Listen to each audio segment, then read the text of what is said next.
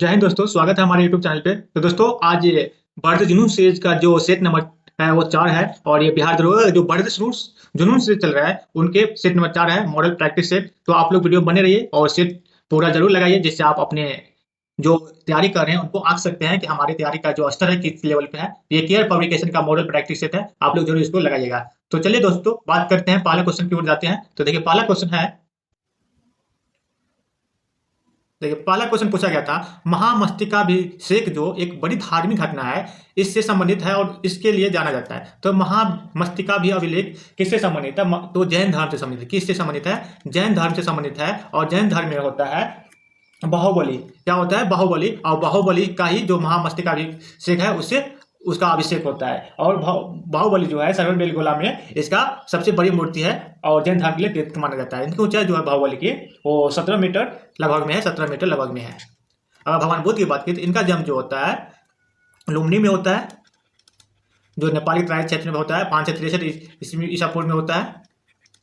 और ये शाक्य कुल से संबंधित है, इसलिए इनको शाक्य मुनि भी बोलते हैं भगवान बुद्ध को। और भगवान बुद्ध को ज्ञान की प्राप्ति बोध गया में होता है। ज्ञान की प्राप्ति कहाँ होता है? बोध गया में होता है। पहला उपदेश सारनाथ में देते हैं। कहाँ देते हैं? सारनाथ में देते हैं। सबसे ज्यादा श्रावस्ती में देते हैं। कहाँ देते हैं? श्रावस्ती में देते हैं। किस भाषा में उपदेश देते हैं? तो पाली भाषा में उपदेश देते हैं। और भगवान बुद्ध की मूर्ति कहाँ अति मृत्यु कहाँ होता है? तो कुशीनगर में भगवान बुद्ध की मृत्यु हो जाती है। तो इस प्रकार भगवान बुद्ध की घटना से संबंधित सभी क्वेश्चन आप देख सकते हैं। महावीर स्वामी जैन धर्म से संबंधित है और जैन धर्म के 24 के तीर्थकर के रूप में जाना जाते हैं। जैन धर्म में 1 से लेकर 24 तीर्थकर हुए, जिसमें पहला तीर्थकर जो थे ऋषभदेव थे। और जैन धर्म की स्थापना ऋषभदेव के द्वारा किया जाता है, लेकिन वास्तविक स्थापना अगर बात करिए तो जैन धर्म के द्वारा किया जाता है। और पार्षदनाथ जो थे जैन धर्म में 23वें तीर्थकर थे। महावीर स्वामी जो है ज्ञातृक कुल से संबंधित है। और महावीर स्वामी जो ज्ञान प्राप्ति होता है साल वर्ष के नीचे ज्ञान प्राप्ति होता है और अपना पहला शिष्य अपने दामाद जमाली को बनाता है। भगवान बुद्ध का जो ज्ञान प्राप्ति होते हैं तो जैन धर्म में ज्ञान प्राप्ति को कैवल्य बोला जाता है। नटराज जो शिव मंदिर है तमिलनाडु राज्य में मंदुरे शहर में अवस्थित है। चलिए अगला क्वेश्चन देख लेते हैं। पहला क्वेश्चन है, दिल्ली में मेहरौली में स्थित लोह स्तंभ पर माना जाता है कि इसकी शौर्य गाथा अंकित है। तो दिल्ली के लोह स्तंभ पर किसका शौर्य गाथा अंकित है? चंद्रगुप्त मौर्य का शौर्य गाथा अंकित है। चंद्रगुप्त मौर्य द्वितीय जो है वो अपना उपाधि अपनाए थे विक्रमादित्य। क्या उपाधि अपनाए थे? विक्रमादित्य। अशोक मौर्य वंश से संबंधित है और अशोक मौर्य वंश के महान राजाओं में गिना जाता है। अशोक 261 ईसा पूर्व में कलिंग की लड़ाई लड़ते हैं और इस लड़ाई में बहुत हताहत देखते हैं, जान माल की हानि होती है। तो उसको देखते हुए अशोक बौद्ध धर्म ग्रहण कर लेते हैं। समुद्रगुप्त को भारत का नेपोलियन कहा जाता है। कनिष्क सातवाहन वंश से संबंधित है और कनिष्क का राज्याभिषेक जो होता है 78 ईस्वी में होता है और उसी के टाइम शक संबंध शुरुआत करते हैं कनिष्क के द्वारा। अगला क्वेश्चन देखते हैं। अगला क्वेश्चन देखिए, किस मौर्य शासक को सेंट्रोकोटस के रूप में संबोधित किया जाता है? सेंट्रोकोटस या एंट्रोकोटस जो है ना, चंद्रगुप्त मौर्य को ही कहा जाता है। सेंट्रोकोटस हो या एंट्रोकोटस हो, किसको कहा जाता है? चंद्रगुप्त मौर्य को कहा जाता है। बिंदुसार जो है मौर्य वंश से ही संबंधित है, अशोक भी मौर्य वंश से ही संबंधित है। चलिए, और मौर्य वंश की स्थापना चंद्रगुप्त मौर्य के द्वारा किया जाता है। चंद्रगुप्त मौर्य के दरबार में चाणक्य रहते हैं, चाणक्य, और ये किताब लिखते हैं अर्थशास्त्र। कौन सा किताब लिखते हैं? अर्थशास्त्र चाणक्य लिखते हैं और ये राजनीति से संबंधित एक किताब है। अगला क्वेश्चन देखिए दोस्तों, ये दरोगा का जो प्रैक्टिस बढ़ते जुनून सीरीज है आपके लिए बहुत ही हेल्पफुल होगा, तो हमारे चैनल साथ बने रहिए और शेयर जरूर लगाइए, ठीक है। चलिए अगला क्वेश्चन है, कौन से मुगल सम्राट के शासनकाल में अंग्रेज ईस्ट इंडिया कंपनी ने भारत में अपनी पहली फैक्ट्री स्थापित किए थे? तो भारत में पहली फैक्ट्री जहांगीर के टाइम में लगाया था। और बात करें ईस्ट इंडिया कंपनी की, ईस्ट इंडिया कंपनी की जब स्थापना हो रहा था 1600 ईस्वी में, उस टाइम मुगल वंश के जो राजा थे अकबर थे। तो आपसे क्वेश्चन पूछ सकता है कि ईस्ट इंडिया कंपनी का स्थापना के समय भारत में मुगल किस शासक थे? तो अकबर शासक थे। और ईस्ट इंडिया कंपनी किसके समय भारत आए थे? जहांगीर के समय भारत आए थे। और ईस्ट इंडिया कंपनी जो है अपनी फैक्ट्री पहली शुरुआत में अस्थायी रूप से स्थापित करते हैं और जहांगीर दरबार में अंग्रेज जो है कैप्टन हॉकिंस आते हैं और ये ड्रैगन जहाज से आते हैं, याद रखिए। कैप्टन हॉकिंस को इंग्लिश खान की उपाधि जहांगीर के द्वारा दिया जाता है। चलिए अगला क्वेश्चन है, पहले अकबर के बारे में जाने। तो अकबर जो है महान राजाओं में, मतलब मुगल वंश के जो महान राजा उनमें गिना जाता है, ठीक है। अकबर के दरबार नवरात्र रहते थे और नवरात्र में जो तोडरमल थे, वो भू राजस्व व्यवस्था से संबंधित थे। शाहजहां स्थाप कला का, मतलब जो शाहजहां का काजकाल है स्थाप कला का स्वर्णकाल कहा जाता है और जहांगीर का जो काजकाल है चित्रकला का स्वर्णयुग कहा जाता है। औरंगजेब जो है ना, औरंगजेब को जिंदा पीर के नाम से भी जाना जाता है, जिंदा पीर के नाम से जाना जाता है। और औरंगजेब 2 बार राज्याभिषेक करने वाले शासक हैं। जहांगीर जो है गुरु अर्जुन देव को फांसी दिया गया और अर्जुन देव है जो 90 गुरु जो तेग बहादुर थे उनको फांसी दे दिया गया था। चलिए इतना आप लोग जानिए। चलिए अगला क्वेश्चन है, सही काला अनुक्रम के अनुसार इसको व्यवस्थित कीजिए। तो अब ये सामुदायिक अवार्ड, यहाँ पे कम्युनल अवार्ड होना चाहिए, सांप्रदायिक पंचांग। तो 1932 में ये आया था कम्युनल अवार्ड। मैकडोनाल्ड लाए थे, ब्रिटिश जो उस टाइम तत्कालीन के प्रधानमंत्री थे मैकडोनाल्ड, उसके द्वारा कम्युनल अवार्ड लाया गया था। साइमन कमीशन जो है 1946 में आए थे। और गोल्डमैन सम्मेलन जो प्रथम था 1930 में होता है। एरविन समझौता जो है 1931 में होता है। तो इसका आंसर हो जाएगा, देखिए सी 1 नंबर पर आएगा, डी 2 नंबर पर आएगा, और 3 ये और 4 ये, तो हो जाएगा C D A B. C D A B, C D A B, इसमें कुछ नहीं है तो ऑप्शन इसका गलत हो जाएगा। चलिए अगला क्वेश्चन देखते हैं। भारत ने पुर्तगालियों से गोवा मुक्त कराया था। तो भारत ने पुर्तगालियों से गोवा 1961 ईस्वी में मुक्त कराया था। बात करें पुर्तगाली को, तो पुर्तगाली जो है पहले वास्को डी गामा आते हैं। वास्को डी गामा जो है भारत आने वाले प्रथम पुर्तगाली थे, जो 17 या कहीं 20 में भी लिखा रहता है, और 1498 ईस्वी में भारत आते हैं। अब भारत के समुद्री मार्ग की खोज करते हैं। और भारत जब आते हैं वास्को डी गामा, तो केरल पहुंचते हैं। कहाँ पहुंचते हैं? केरल के कालीकट। कहाँ पहुंचते हैं? केरल के कालीकट तट पे पहुंचते हैं। और उस टाइम उस जगह का जो तत्कालीन राजा था जमुरी, उनके स्वागत करते हैं। वास्को डी गामा यहाँ से मसाला खरीद के ले जाते हैं और यूरोप में जाकर 60 गुना मुनाफा कमाते हैं। इस प्रकार विदेशी कंपनी भारत आने के लिए आकर्षित हो जाते हैं। ठीक है, चलिए अगला क्वेश्चन है। बात करें वास्को डी गामा पे, तो वास्को डी गामा भारत 3 बार आते हैं। 1498 में आ गया, फिर 1502 में आते हैं, और 1524 में जब आते हैं तो इनकी मृत्यु हो जाती है और इन्हें कोचिंग में दफना दिया जाता है। अगला क्वेश्चन देखिए, मॉन्टेस्क निम्नलिखित में से कौन सा अधिनियम मॉन्टेस्को चैम्फोर्ड सुधार कहलाता है? तो मॉन्टेस्को चैम्फोर्ड सुधार जो है भारत सरकार अधिनियम 1919 को कहा जाता है। मॉन्टेस्को चैम्फोर्ड सुधार किसे कहा जाता है? तो भारत सरकार अधिनियम 1919 को कहा जाता है। उस टाइम के जो तत्कालीन गवर्नर थे चैम्फोर्ड थे। चैम्फोर्ड के जो थे उसी के टाइम में रॉलेट एक्ट की घटना होते हैं। रॉलेट एक्ट 1919 में आता है और भारत को इसे काला कानून संज्ञा देते हैं। जलियांवाला बाग हत्याकांड भी इन्हीं के चैम्फोर्ड के समय होता है, 13 अप्रैल 1919 ईस्वी को। और जलियांवाला बाग हत्याकांड की जांच करने के लिए अंग्रेज हंटर कमीशन का गठन करते हैं, और कांग्रेस की ओर से मदन मोहन मालवीय आयोग की गठन किया जाता है। और जलियांवाला बाग हत्याकांड में सरकारी रिकॉर्ड के अनुसार 379 आदमी मारे जाते हैं, लेकिन ऐसे देखें तो 1000+ आदमी की मौत होती है। अगस्त प्रस्ताव 8 अगस्त 1940 को आता है। और भारत सरकार अधिनियम 1919 में जो है ना, इसके तहत जो है मार्ले मिल्टो सुधार जिसे बोलते हैं, और मार्ले मिल्टो जो है सांप्रदायिक जो निर्वाचन पद्धति है उसको मुसलमानों को अलग निर्वाचन प्रणाली देते हैं 1919 अधिनियम के द्वारा। भारत सरकार अधिनियम 1935 अखिल भारतीय संघ की स्थापना करते हैं, और भारतीय संविधान का मैग्ना कार्टा भी 1935 को कहा जाता है। चलिए अगला क्वेश्चन देख लेते हैं। तो अगला क्वेश्चन है, देखिए निम्नलिखित में से किसने निरंतरकारी आंदोलन की स्थापना किया था? तो निरंतरकारी आंदोलन की जो स्थापना था बाबा दयाल दास के द्वारा किया गया था। चलिए अगला क्वेश्चन देख लेते हैं। तो अगला क्वेश्चन है, किस तिथि को संविधान सभा की पहली बैठक हुई थी? तो किस तिथि को संविधान सभा की पहली बैठक हुई थी? तो सभी को पता है 9 दिसंबर 1946 ईस्वी को संविधान सभा की प्रथम बैठक होता है। और प्रथम बैठक में जो सबसे बुजुर्ग रहते हैं डॉक्टर सच्चिदानंद सिन्हा, उनको अस्थायी रूप से अध्यक्ष बनाए जाते हैं। और दूसरा बैठक होता है 11 दिसंबर 1946 को। उस समय डॉक्टर राजेंद्र प्रसाद को अस्थायी रूप से संविधान सभा का अध्यक्ष चुन लिया जाता है।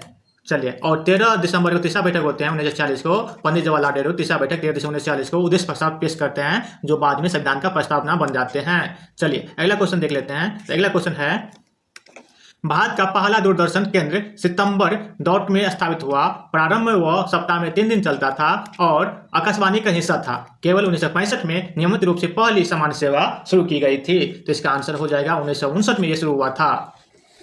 चलिए अगला क्वेश्चन देख लेते हैं। अगला क्वेश्चन है, किस देश की विदेश नीति से ट्रूमन सिद्धांत जुड़ा है? तो ट्रूमन सिद्धांत वर्ल्ड हिस्ट्री से क्वेश्चन दरोगा में पूछा जाता है, तो उसको सेट में वर्ल्ड हिस्ट्री 2-4 क्वेश्चन आपको मिल ही जाएगा। तो ट्रूमन सिद्धांत किससे संबंधित है? तो ट्रूमन सिद्धांत जो है यूएसए से संबंधित है, अमेरिका से संबंधित है। अमेरिका के राजधानी की बात की तो वाशिंगटन डीसी है, और रूस की मॉस्को है, फ्रांस की पेरिस, जर्मनी के बर्लिन है।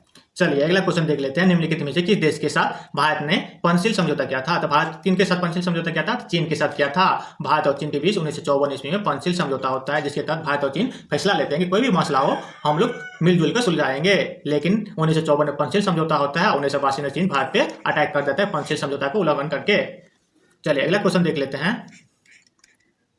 अगला क्वेश्चन देखिए, निम्नलिखित में से कौन सा भारतीय सेना का आदर्श वाक्य है? तो भारतीय सेना का आदर्श वाक्य क्या है? स्वयं से पहले सेवा। क्या है? स्वयं से पहले सेवा भारतीय सेना का आदर्श वाक्य है। चलिए अगला क्वेश्चन देख लेते हैं।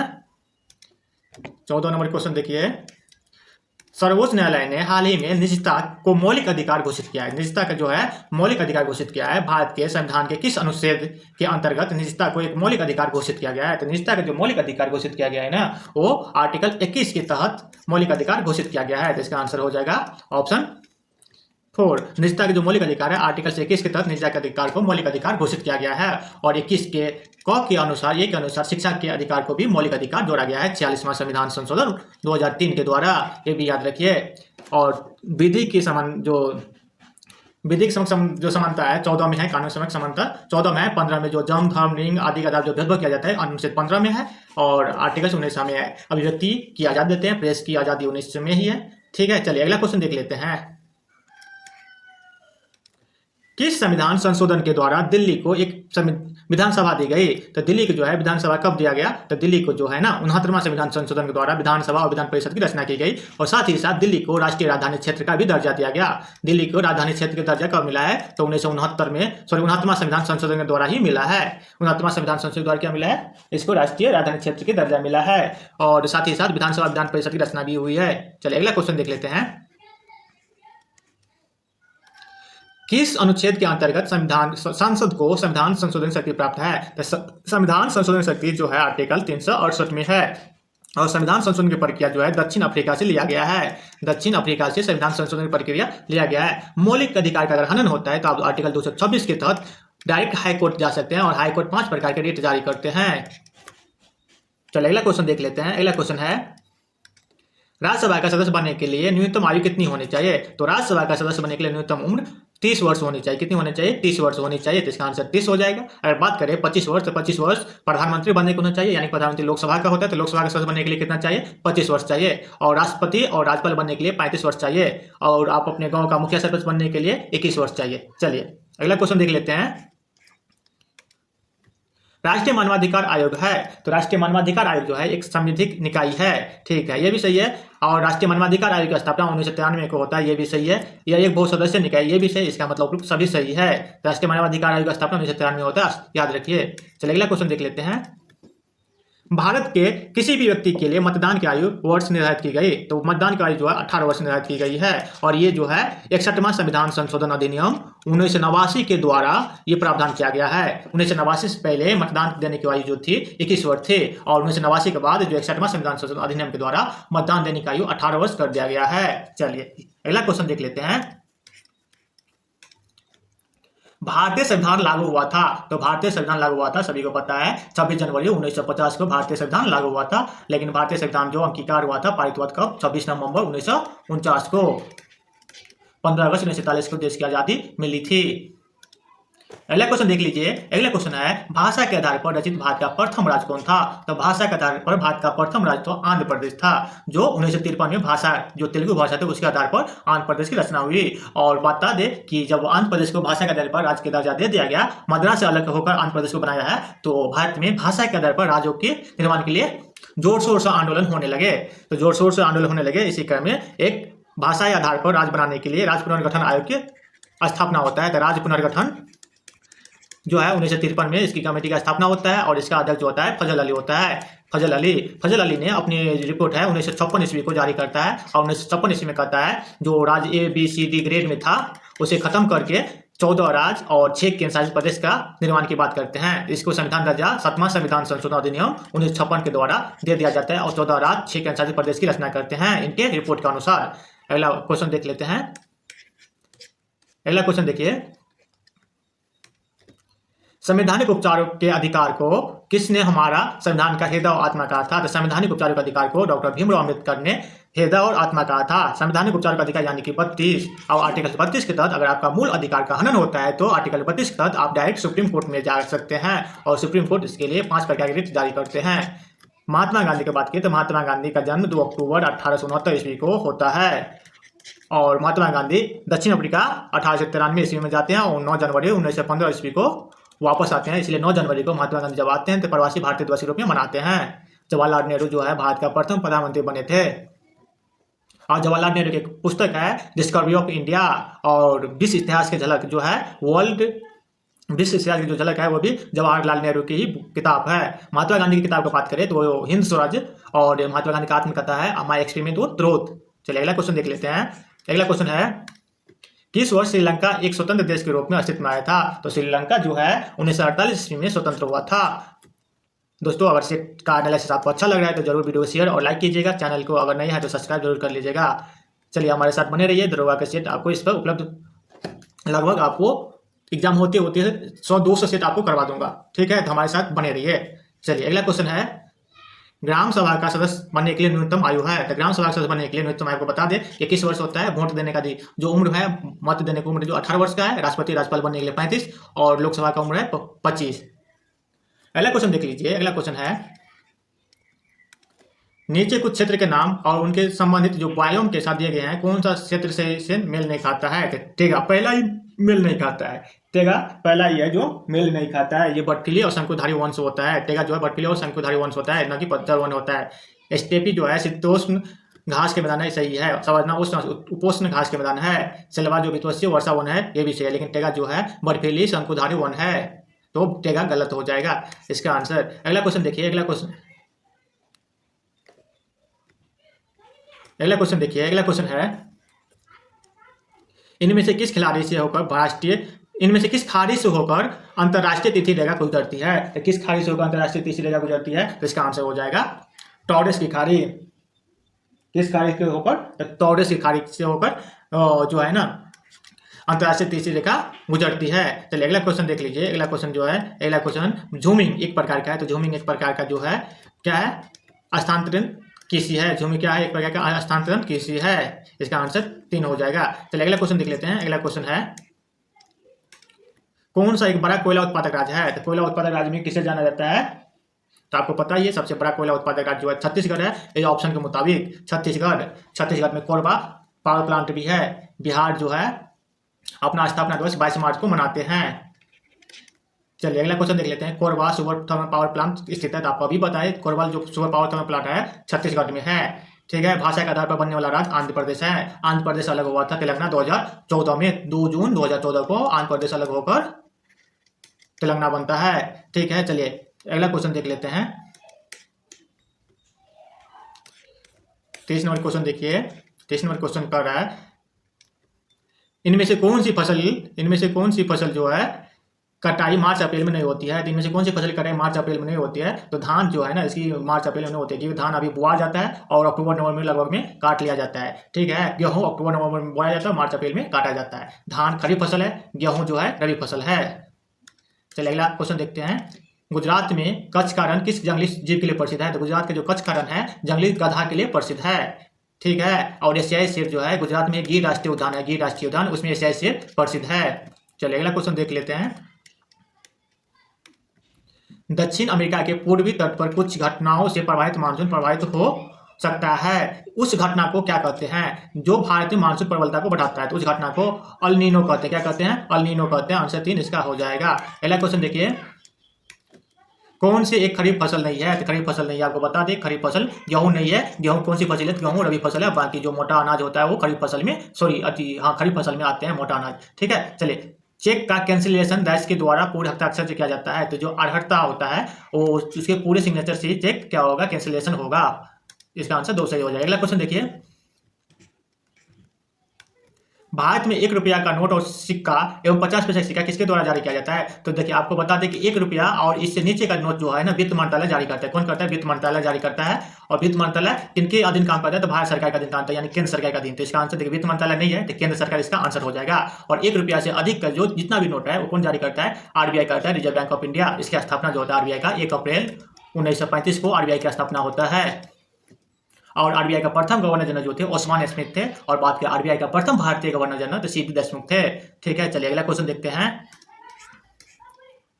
अगला क्वेश्चन देखिए। अगला क्वेश्चन है धन के प्रयोग के बिना वस्तुओं का आदान प्रदान। धन का प्रयोग के बिना वस्तुओं का आदान प्रदान वस्तु विनिमय प्रणाली कहते हैं। ठीक है ना, धन नहीं दिया जाता बल्कि कुछ दे देते हैं, उसके बदले उसे कुछ और मिल जाता है, उसे क्या है? विनिमय प्रणाली बोलते हैं। ठीक, इसका आंसर ये सही हो जाएगा। अगला क्वेश्चन देखिए। अगला क्वेश्चन पूछा गया था निम्नलिखित में से कौन सा एक प्रकार का चेक नहीं है? तो चेक 16-17 प्रकार का होता है। तो इनमें से जो है स्पिप चेक नहीं होता है, लेकिन क्रॉस चेक, ब्लैंक चेक और बियर्ड चेक होता है। चलिए अगला क्वेश्चन देख लेते हैं।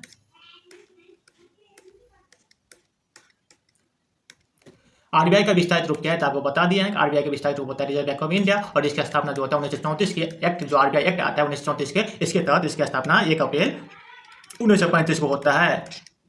अगला क्वेश्चन देख लीजिए,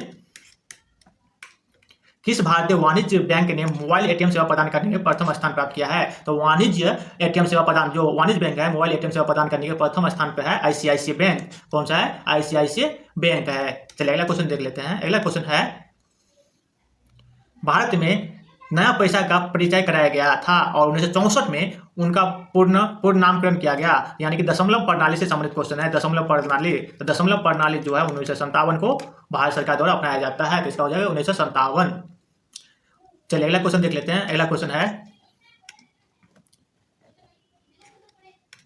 किस बैंक ने टैप एंड पे नामक नई अभिनव एनएफसी नियर फील्ड कम्युनिकेशन आधारित स्पर्श रहित भुगतान पद्धति की शुरुआत किया है? तो इसका आंसर भी जो आईसीआईसीआई बैंक है ये हो जाएगा। ऑप्शन 3 इसका करेक्ट आंसर है। चलिए अगला क्वेश्चन देख लेते हैं। 42 का क्वेश्चन क्या कर रहा है? तो 42 का क्वेश्चन कर रहा है, देखिए 42 का क्वेश्चन कर रहा है, नीति आयोग में नीति का तात्पर्य क्या है? तो नीति एनआईटीआई का फुल फॉर्म पूछा है, जिसका होता है national institution for transforming India. Option number ये सही हो जाएगा। और नीति आयोग की बात करें तो नीति आयोग का जो अध्यक्ष होता है, पदेन प्रधानमंत्री होते हैं, तत्कालीन जो भी प्रधानमंत्री होंगे वही नीति आयोग का क्या हो जाएगा? अध्यक्ष हो जाएगा। और नीति आयोग का स्थापना जो होता है 1 जनवरी 2015 को किया गया था। और नीति आयोग जो है ना, ये योजना आयोग की जगह पे लाया गया है, योजना आयोग की जगह पर नीति आयोग को लाया गया है।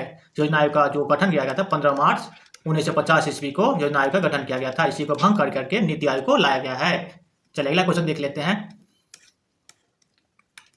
बैंक में जमा की गई रकम जिसे पूर्व निर्धारित समयावधि से पूर्व आहरित नहीं किया जा सकता है, मतलब कि जो समय अवधि है उसी के बाद ही आप पैसा निकाल सकते हैं, ना कि नहीं। तो आप सभी बोलते हैं एफडी बोलते हैं, फिक्स डिपॉजिट, उसी को बोलते हैं सावधि जमा। सावधि मतलब समय के अनुसार आप जमा कर देते हैं, सामने जो इसमें टाइम लिस्ट फिक्स होता है, एफडी हम लोग बोलते हैं, सावधि जमा इसका आंसर हो जाएगा। चलिए अगला क्वेश्चन देख लीजिए। अगला क्वेश्चन है, चलिए अगला क्वेश्चन देखिए। अगला क्वेश्चन कह रहा है, एक संयंत्र है जो किसी वस्तु की दूरी और दिशा का पता लगा सकता है। तो एक संयंत्र क्या है? दूरी और दिशा का पता लगाने वाला जो रडार है। रडार वायुयान में प्रयोग किया जाता है। चलिए अगला क्वेश्चन देख लेते हैं। वायुमंडलीय दबाव किसके द्वारा मापा जाता है? तो वायुमंडलीय दबाव जो है बायोमीटर के द्वारा मापा जाता है। बायोमीटर में 3 बातें याद रखिए। फर्स्ट, अगर बायोमीटर में पारा जो होता है अचानक नीचे गिरता है, अचानक जब नीचे गिरता है, अचानक नीचे गिरता है तो आंधी तूफान बारिश होने की संभावना होता है। सेकेंड नंबर याद रखिए, जब बायोमीटर का पारा धीरे धीरे नीचे गिरता है, धीरे धीरे नीचे जब गिरता है तो वर्षा होने की संभावना होती है, बूंदाबूंदी, ठीक है। और तीसरा नंबर याद रखिए, जब बायोमीटर का पारा धीरे धीरे ऊपर की ओर चढ़ता है तो इसका मतलब होता है कि मौसम साफ रहेगा। अगला क्वेश्चन देख लीजिए। एमीटर के द्वारा विद्युत धारा मापा जाता है। प्रकाश वर्ष क्या है? तो प्रकाश वर्ष जो इकाई दूरी की इकाई है। प्रकाश वर्ष किसी इकाई दूरी की इकाई है। एक प्रकाश वर्ष बराबर होता है 9.46 गुने 10 का पावर 15 मीटर। और वहीं पर किलोमीटर बोले तो 10 का पावर 12 की दीजिएगा, 9.46 गुने 10 का पावर 12 किलोमीटर, ये आंसर हो जाएगा। तो प्रकाश वर्ष क्या है? दूरी का मात्रक है। अगला क्वेश्चन देख लीजिए। प्लायन वेग का दर क्या है? तो प्लायन वेग का दर क्या है? पृथ्वी का प्लायन वेग आपसे पूछे तो 11.2 किलोमीटर प्रति सेकंड है। प्रति सेकंड हिसाब से 11.2 किलोमीटर कोई वस्तु ऊपर की ओर फेंका जाता है तो पृथ्वी को दोबारा लौट कर नहीं आएगा। तो पृथ्वी का प्लायन वेग की क्षमता को याद करिए कि कोई मिल गया, जो फिल्म है ऋतिक रोशन फुटबॉल को जो पाँव से मारते हैं, फुटबॉल पृथ्वी पर नहीं आता है, तो समझ जाइए वो प्लायन वेग के द्वारा जितना था उसी स्पीड में लगाया गया था। तो इसका आंसर हो जाएगा 11 किलोमीटर प्रति सेकेंड। अगला क्वेश्चन देखिए। यातायात को रोकने के लिए यातायात संकेतन में लाल प्रकाश उपयोग किया जाता है। यातायात रोकने के लिए लाल प्रकाश यानी सिग्नल में लाल प्रकाश उपयोग क्यों किया जाता है? तो सभी को पता है कि लाल प्रकाश का तरंगदैर्ध्य क्या है? सबसे अधिक होता है। लाल प्रकाश का तरंगदैर्ध्य सबसे अधिक होता है तो उसका परिकीर्णन भी बहुत कम होता है, तो इसका आंसर हो जाएगा यह कम से कम परिकीर्णित होता है, आसानी से लंबी दूरी पर भी सूचित हो जाता है, इसलिए इसका आंसर 3 हो जाएगा। अगला क्वेश्चन देखते हैं। अगला क्वेश्चन है 49 नंबर क्वेश्चन देखिए। संघनन प्रक्रिया से संदर्भित है। तो संघनन क्या होता है? संघनन क्या होता है? जलवाष्प का उसके दर के रूप में जो परिवर्तित होती है उसी को क्या कहते हैं? संघनन कहते हैं। और संघनन के कारण ही वर्षा होती है। चलिए अगला क्वेश्चन देखिए। अगला क्वेश्चन है, तेल प्रजनन रिएक्टर में कौन सा ईंधन इस्तेमाल किया जाता है? तो तेल प्रजनन रिएक्टर में कौन सा ईंधन प्रयोग किया जाता है? सभी को मालूम है यूरेनियम का प्रयोग किया जाता है, लेकिन इसका आंसर यूरेनियम नहीं होगा बल्कि प्लूटोनियम होगा, क्योंकि यूरेनियम 235 बहुत कम मात्रा में है और अधिक मात्रा में जो है यूरेनियम 238 है। इसका उपयोग नहीं करके किसका उपयोग किया जाता है? प्लूटोनियम का उपयोग किया जाता है। तो तेल प्रजनन रिएक्टर में किसका उपयोग किया जाता है? प्लूटोनियम किया जाता है। और थोरियम जो है केरला के मोनेजाइट से प्राप्त किया जाता है। जो मोनेजाइट है उसे थोरियम प्राप्त किया जाता है। रेडियम का खोज मैडम क्यूरी के द्वारा किया गया था। अगला क्वेश्चन देखिए 51 नंबर क्वेश्चन है, एक नाव के संयंत्र में मंदक का कार्य क्या है? तो नाव के संयंत्र जो है, मंदक मतलब धीरे करना, धीमा करना, तो न्यूट्रॉन की गति को धीमा करना इसका आंसर हो जाएगा। तो इसका आंसर देखिए, इसका आंसर क्या हो जाएगा? ऑप्शन नंबर 3, न्यूट्रॉन की गति को कम करना इसका आंसर हो जाएगा। मंदक का काम क्या है? न्यूट्रॉन की गति का धीमा करना। मंदक रूप में किसे प्रयोग किया जाता है? तो भारी जल का प्रयोग किया जाता है। फोटोवोल्टाइक सेल बनाने के लिए कौन सा प्रमुख मूल द्रव्य इस्तेमाल किया जाता है? तो फोटोवोल्टाइक सेल बनाने के लिए सिलिकॉन का प्रयोग किया जाता है। किसका प्रयोग किया जाता है? सिलिकॉन का प्रयोग किया जाता है। सिलिकॉन सिटी आपसे पूछे तो बेंगलुरु कहा जाता है। किसे कहा जाता है? बेंगलुरु को सिलिकॉन सिटी कहा जाता है। अगला क्वेश्चन देख लेते हैं। अगला क्वेश्चन है, कौन से हाइड्रोकार्बन के एलपीजी मुख्य घटक है? तो एलपीजी में जो मुख्य घटक रूप में होता है ब्यूटेन और प्रोपेन होता है। क्या होता है? ब्यूटेन और प्रोपेन। प्रोपेन और ब्यूटेन एलपीजी का मुख्य घटक होता है। आपको बता दें कि एलपीजी जो गैस है, उस गैस का दुर्गंध रहित गैस है, उसमें कोई स्मेल नहीं है। इसलिए अगर एलपीजी रिसर्व हो जाता तो भयानक एक्सीडेंट होने की संभावना है। इसलिए इसमें दुर्गंध देने वाले गैस जो है C2H5SS जो है मिथाइल मर्केप्टेन, इसका नाम क्या है? मिथाइल मर्केप्टेन, वही एलपीजी मिक्स किया जाता है। और मिथाइल मर्केप्टेन बहुत दुर्गंध युक्त गैस है। और इसी जब एलपीजी रिसर्व होता है तो इसी मिथाइल मर्केप्टेन के कारण ही हमें गैस रिसर्व होने का पता चलता है। चलिए अगला क्वेश्चन देख लेते हैं। बिना धुली सब्जियां जैसे बंधक गोभी को खाने के परिणाम से कृमि के संक्रमण के द्वारा मस्तिष्क प्रभावित हो सकता है। तो वो कृमि का नाम क्या है? तो फीता कृमि जो है वो बंद गोभी में पाया जाता है। चलिए अगला क्वेश्चन देख लेते हैं। निम्नलिखित में से कौन ग्रंथि नहीं है? तो निम्नलिखित में से कौन सा ग्रंथि नहीं है? तो सभी को पता है यकृत ग्रंथि है, किडनी भी और अग्नाशय भी, लेकिन आमाशय ग्रंथि नहीं है। यकृत जो है सबसे बड़ी ग्रंथि है। और यकृत के द्वारा क्या होता है? पित्त स्रावित होता है। पित्त किसके द्वारा निकलता है? यकृत के द्वारा जमा होता है पित्ताशय में। कहाँ जमा होता है? पित्ताशय में जमा होता है। अग्नाशय को मिश्रित ग्रंथि कहते हैं। अग्नाशय से इंसुलिन निकलते हैं, इंसुलिन निकलता है। तो इंसुलिन कमी से मधुमेह या डायबिटीज नामक रोग होता है। इंसुलिन अग्नाशय के बीटा सेल से निकलता है, ये भी ध्यान रखिए। आमाशय में HCl अम्ल स्थापित होता है। HCl मतलब हाइड्रोक्लोरिक अम्ल आमाशय में स्थापित होता है। निम्न में से कौन एक हार्मोन है? सभी पता है इनमें से कौन हार्मोन? इंसुलिन अभी बताइए। इंसुलिन एक हार्मोन है। इंसुलिन कमी से मधुमेह या डायबिटीज नामक रोग होता है। अगला क्वेश्चन देखिए, प्राकृतिक चयन के सिद्धांत का प्रतिपादन किसने दिया था? तो प्राकृतिक चयन जो है चार्ल्स डार्विन के द्वारा दिया जाता है। आनुवंशिकता का जनक ग्रेगर जॉन मेंडल को कहा जाता है। और मेंडल ने मटर के पौधे पर रिसर्च किया था। अगला क्वेश्चन देखिए, एंजाइम पेप्सिन का क्या कार्य है? तो पेप्सिन जो एंजाइम है और ये प्रोटीन को पेप्टोन में तोड़ देता है। प्रोटीन को पेप्टोन में तोड़ना किसका काम है? पेप्सिन एंजाइम का काम है। अगला क्वेश्चन देख लेते हैं। अगला क्वेश्चन देखिए, निम्नलिखित में से कौन ओजोन क्षेत्र को बनने में सहायक होता है? तो ओजोन क्षेत्र का बनने में सबसे सहायक होता है क्लोरोफ्लोरोकार्बन, सीएफसी इसको बोलते हैं। सीएफसी को ये फ्रियोन भी बोलते हैं, फ्रियोन। अब आपसे कुछ फ्रियोन क्या है? तो सीएफसी क्लोरोफ्लोरोकार्बन कहते हैं। और क्लोरोफ्लोरोकार्बन ज्यादा स्थायित्व होने से ओजोन परत में छिद्र हो जाता है। और ओजोन परत की जो मोटाई होती है डॉप्सन के द्वारा मापते हैं। डॉप्सन के द्वारा ओजोन परत की मोटाई मापा जाता है, ये भी याद रखिए। ओजोन परत का अनुसूत्र, ओजोन का अनुसूत्र होता है ऑक्सीजन के 3 परमाणु से मिलकर ओजोन बनता है। और ओजोन परत जो है समताप मंडल के मध्य में पाया जाता है। चलिए ओजोन आप ये याद और रखिए कि ओजोन की रक्षा की खातिर 16 सितंबर 1987 ईस्वी को मॉन्ट्रियल प्रोटोकॉल होता है। मॉन्ट्रियल प्रोटोकॉल जो है ओजोन परत से संबंधित है। और इसी दिन से क्या होता है? ओजोन संरक्षण दिवस के रूप में 16 सितंबर को मनाया जाता है। चलिए अगला क्वेश्चन देख लेते हैं। रतौनी की बीमारी निम्नलिखित में से किस विटामिन कमी के कारण होता है? तो रतौनी की बीमारी जो है विटामिन ए की कमी से होता है, सभी को पता है। और विटामिन ए की जो रासायनिक नाम है रेटिनॉल होता है। क्या होता है? रेटिनॉल होता है। अब विटामिन ए की सर्वाधिक स्रोत जो है गाजर है। अगर बात करें विटामिन बी की, तो विटामिन बी की कमी से बेरी होता है। विटामिन बी की रासायनिक नाम थायमिन है। क्या है? थायमिन है। विटामिन बी की कमी से नपुंसकता होता है, प्रजनन शक्ति में कमी होती है। विटामिन के की कमी के कारण क्या होता है? खून का थक्का बनने में कमी होती है। फिलिक्विनोन विटामिन के रासायनिक नाम है। चलिए अगला क्वेश्चन देख लेते हैं। तो दोस्तों ये जो है यहाँ पे दरोगा में 4-5 मैथ्स भी पूछा जाता है। तो ये सभी मैथ के क्वेश्चन है, आप देख लीजिए, आप अपना सोल्व कर लीजिए। अगर आपको सोल्व मैथ चाहिए तो कमेंट में जरूर कीजिएगा। जितना भी सेट आपको बता रहे हैं उस सेट में जितना भी मैथ होगा उसका सेपरेट अलग से वीडियो सोल्यूशन सहित बना दिया जाएगा। तो आप लोग जरूर कमेंट करिए कि मैथ का वीडियो भी चाहिए। तो देखिए आप देख लीजिए, आप बना सकते हैं इसको होल्ड करके। ये मैथ का क्वेश्चन है, ठीक है। देखिए 6 क्वेश्चन पूछा गया था। अगला क्वेश्चन देख लेते हैं। शुद्ध शब्द का अर्थ है, सिर्फ पता है शुद्ध का मतलब होता है बेटा। क्या होता है? बेटा होता है। जिसका आदर न किया गया हो, जिसका आदर न किया हो क्या होगा? अनादृत। अनादृत क्या होगा? अनादृत होगा। आदत नहीं किया हो अनादृत होगा। चलिए इसका आंसर अगला क्वेश्चन देख लेते हैं। तो 69 का आंसर हो जाएगा। देखिए नारेशन और एक्टिव वॉइस पूछता है, नारेशन भी क्वेश्चन आता ही है। तो इसको देख कर जाइएगा आप लोग। नारेशन और वॉइस कम से कम देख कर जाइएगा। देखिए इसका देखिए, select the option that express the given sentence in active voice. Active voice देखिए आपको बनाना है। Sweet fair being distributed among the staff on the occasion of Deepawali. तो इसका आंसर हो जाएगा they were distributing sweet among the staff of the occasion of Deepawali. Option 4 इसका सही हो जाएगा। एकदम दरोगा के न्यू पैटर्न पर आधारित ये सेट है कैन पब्लिकेशन का। आप लगाते हैं तो आपको आने वाले एग्जाम में बहुत ही हेल्प मिलेगा, क्योंकि इसमें हिंदी इंग्लिश सभी इंक्लूड है। Select the alternative which best express the sentence in indirect speech. तो इसका आंसर हो जाएगा, देखिए इनडायरेक्ट स्पीच आपको चेंज करना है, तो इसका आंसर हो जाएगा, देखिए क्या कर रहा है, he said I have pass the examination. तो he said I have pass the examination, इसका आंसर हो जाएगा option number A, he said that he had pass the examination.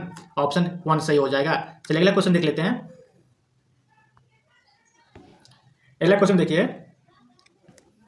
Bihar में साइमन आयोग के बहिष्कार के लिए सर्वदलीय बैठक के आयोग का नेतृत्व किसके द्वारा किया गया था। तो अगर बात करें साइमन आयोग या साइमन कमीशन 1940 में आता है, और इसके बहिष्कार के लिए बिहार में जो गठित आयोग था उसका नेतृत्व करने वाला कौन थे, अनुग्रह नारायण सिंह। कौन थे, अनुग्रह नारायण सिंह। अगला क्वेश्चन देखिए, कैमूर का पठार किस भौगोलिक क्षेत्र का हिस्सा है। तो कैमूर का पठार जो है किस भौगोलिक क्षेत्र का हिस्सा है, तो कैमूर का पठार जो है दक्षिण बिहार का मैदान का हिस्सा है। किसका हिस्सा है, दक्षिण बिहार का मैदान का हिस्सा है।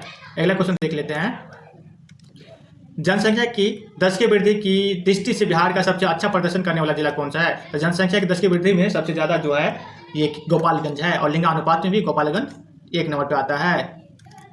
अगला क्वेश्चन देख लीजिए, अगला क्वेश्चन है 74 नंबर क्वेश्चन देखिए, बिहार राज्य में एथेनॉल की पहली फैक्ट्री किस जिले में खुल रही थी। तो बिहार राज्य में एथेनॉल की पहली फैक्ट्री जो है आरा भोजपुर में खुला था। ठीक है, कहाँ, आरा भोजपुर में खुला था।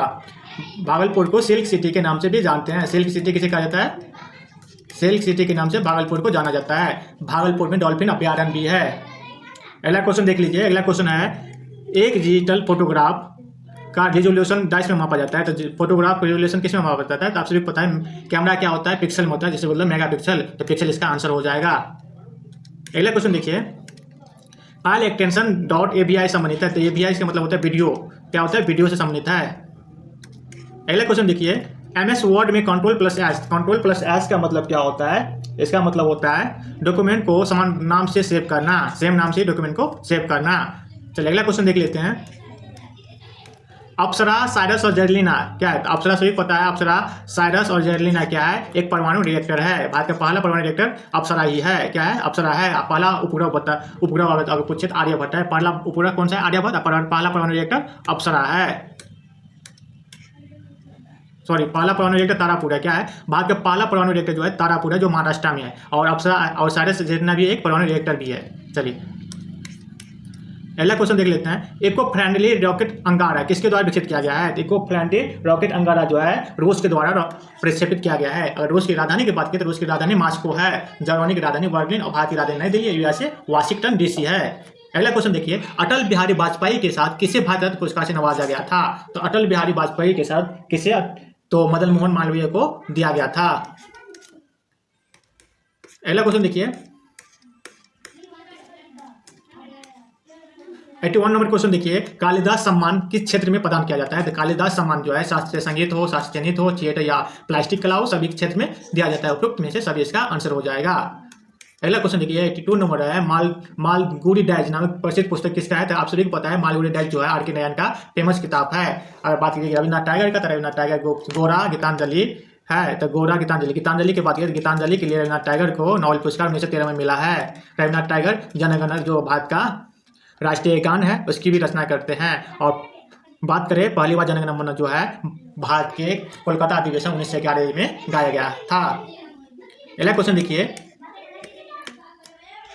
भारत का अमर राष्ट्रीय गीत वंदे मातरम को किसने लिखा है। तो वंदे मातरम का जो है बंकिम चटर्जी के द्वारा लिखा गया है। बंकिम चंद्र चटर्जी के द्वारा लिखा गया है। और बंकिम चंद्र चटर्जी के द्वारा आनंद मठ जो किताब है आनंद मठ उसमें बंकिम चंद्र चटर्जी वंदे मातरम को लिखते हैं। और बात करें वंदे मातरम पहली बार 1896 के कोलकाता अधिवेशन जो हुआ था उसमें पहली बार गाया जाता है। चलिए अगला क्वेश्चन देख लेते हैं, आपसे पूछे सन्यासी विद्रोह का उल्लेख किस पुस्तक में। आनंद मठ में ही सन्यासी विद्रोह का उल्लेख है। अगला क्वेश्चन देखिए, श्रेष्ठ कलाकृति हंस दमयंती को किसने चित्रित किया था। तो हंस दमयंती जो है राजा रवि वर्मा से संबंधित है। किससे, राजा रवि वर्मा से। अगला क्वेश्चन देखिए, केंद्रीय रिजर्व पुलिस बल CRPF द्वारा भारत में किस दिन को शौर्य दिवस मनाया जाता है। तो शौर्य दिवस जो है 9 अप्रैल को मनाया जाता है। कब मनाया जाता है, 9 अप्रैल को CRPF का शौर्य दिवस के रूप में मनाया जाता है। अगला क्वेश्चन देखिए, अंतर्राष्ट्रीय नृत्य दिवस हर साल किस दिन को मनाया जाता है? तो अंतर्राष्ट्रीय नृत्य दिवस जो है हर साल किस दिन को मनाया जाता है? तो इसका आंसर हो जाएगा 29 अप्रैल। नृत्य दिवस 29 अप्रैल को हर साल मनाया जाता है। दिवस से भी क्वेश्चन आता है तो आप लोग दिवस को देखिए। 20 बैंक, अगला क्वेश्चन देखिए, 20 बैंक के अध्यक्ष हमेशा किसके द्वारा मनोनीत किए जाते हैं? तो 20 बैंक के अध्यक्ष जो है संयुक्त राष्ट्र संघ के द्वारा मनोनीत किया जाता है, यूएनओ के द्वारा। और यूएनओ की स्थापना जो होता है, सॉरी, संयुक्त राष्ट्र संघ का अध्यक्ष हमेशा किसके द्वारा मनोनीत किया जाता है? तो अमेरिका के द्वारा मनोनीत किया जाता है, क्योंकि अमेरिका उसमें ज्यादा शेयर धारक है, ठीक है ना। इसका आंसर हो जाएगा अमेरिका। तो अब बात की संयुक्त राष्ट्र संघ की, तो संयुक्त राष्ट्र संघ की स्थापना होता है 24 अक्टूबर 1945 ईस्वी को होता है, इसलिए 24 अक्टूबर को संयुक्त राष्ट्र संघ दिवस के रूप में भी मनाया जाता है। और बात करें अमेरिका की जो कब स्वतंत्रता हुई थी, तो अमेरिका 4 जुलाई 1776 ईस्वी को स्वतंत्र हुआ था। 4 जुलाई को अमेरिकी स्वतंत्रता दिवस मनाया जाता है। अगला क्वेश्चन देखिए, निम्न में से कौन सार्क का भाग नहीं है? तो सार्क का भाग जो है म्यांमार नहीं है। कौन नहीं है? म्यांमार नहीं है। सार्क के मुख्यालय की बात करिए तो काठमांडू में, स्थापना 1985 में होता है। अगला क्वेश्चन देखिए, अगला क्वेश्चन है 89 नंबर क्वेश्चन, अंतर्राष्ट्रीय सौर गठबंधन का मुख्यालय कहाँ स्थित है? तो अंतर्राष्ट्रीय सौर गठबंधन जो भारत में एक अंतर्राष्ट्रीय मुख्यालय गुरुग्राम में है। कहाँ है? हरियाणा के गुरुग्राम में है। चलिए अगला क्वेश्चन देख लेते हैं, टीम बोस्ट रेड सॉक्स किस खेल से संबंधित है? तो बोस्ट रेड सॉक्स जो है किस खेल से संबंधित है? तो इसका आंसर हो जाएगा बेसबॉल। बेसबॉल में जो है 9 खिलाड़ी होते हैं। हॉकी में बात की खिलाड़ी संख्या 11, फुटबॉल में भी 11, और रग्बी फुटबॉल जो होता है उसमें 15 खिलाड़ी, सर्वाधिक खिलाड़ी रग्बी फुटबॉल में ही होता है। चलिए अगला क्वेश्चन देखते हैं, 91 नंबर क्वेश्चन क्या कर रहा है? तो 91 नंबर क्वेश्चन कर रहा है, राजीव गांधी खेल रत्न पुरस्कार पाने वाले पहले व्यक्ति कौन थे? तो राजीव गांधी खेल रत्न पुरस्कार पाने वाले पहले व्यक्ति जो थे विश्वनाथ आनंद थे। कौन थे? विश्वनाथ आनंद थे। और बात करें क्रिकेट में पहले व्यक्ति कौन थे? सचिन तेंदुलकर थे। कौन थे? सचिन तेंदुलकर थे। चलिए अगला क्वेश्चन देख लेते हैं। अगला क्वेश्चन देखिए, अगला क्वेश्चन है,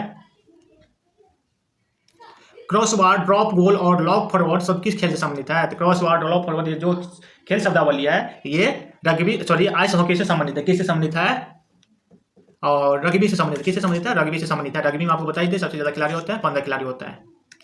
अगला क्वेश्चन देखिए, भारत में किस वर्ष पोस्टल इंडेक्स नंबर या पिन कोड की शुरुआत हुई? तो पोस्टल इंडेक्स नंबर या पिन कोड की शुरुआत जो हुई है 1972 में भारत में हुआ है।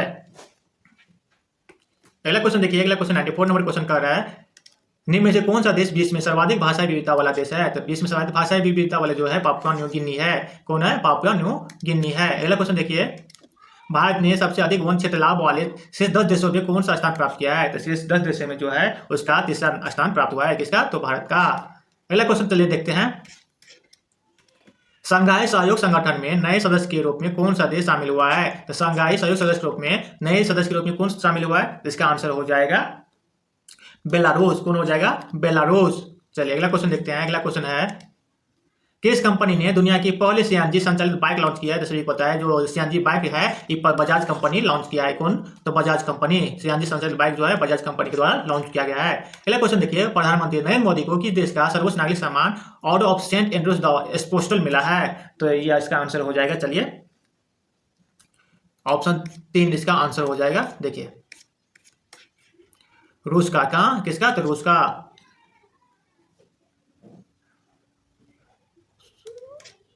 अगला क्वेश्चन देखते हैं। अगला क्वेश्चन देखिए, 99 क्वेश्चन है, फ्रांस की Chevalier de la Legion d'honneur जो है ना, देखिए अजीब नाम है, फ्रांस की Chevalier de la Legion d'honneur या knight of the national order of the French legion पुरस्कार किसे दिया गया है? तो इसका आंसर हो जाएगा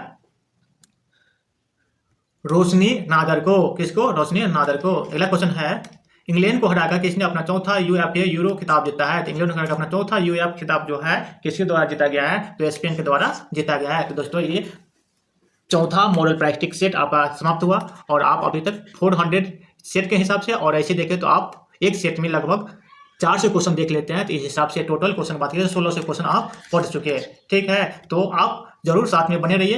एग्जाम आते आते आपको 150 से 200 आपका सेट लगभग कराने की कोशिश हम जरूर करेंगे। जितने जो भी प्रकाशन हो, अभी प्रकाशन चल रहा है, इसके खत्म होते ही आपको रुकमणी का ले आएंगे, फिर रुकमणी को एनालिसिस करके फिर आपको एडिटोरिया सेट करवा देंगे। ठीक है, तो चलिए साथ में बने रहिए, और इसका पीडीएफ चाहिए तो जरूर कमेंट में लिखिए, और हमारा टेलीग्राम जो वीडियो डिस्क्रिप्शन में डालेंगे वहाँ से ज्वाइन कर लीजिए, वहाँ से आप इसका पीडीएफ प्राप्त कर सकते हैं। चलिए, थैंक यू।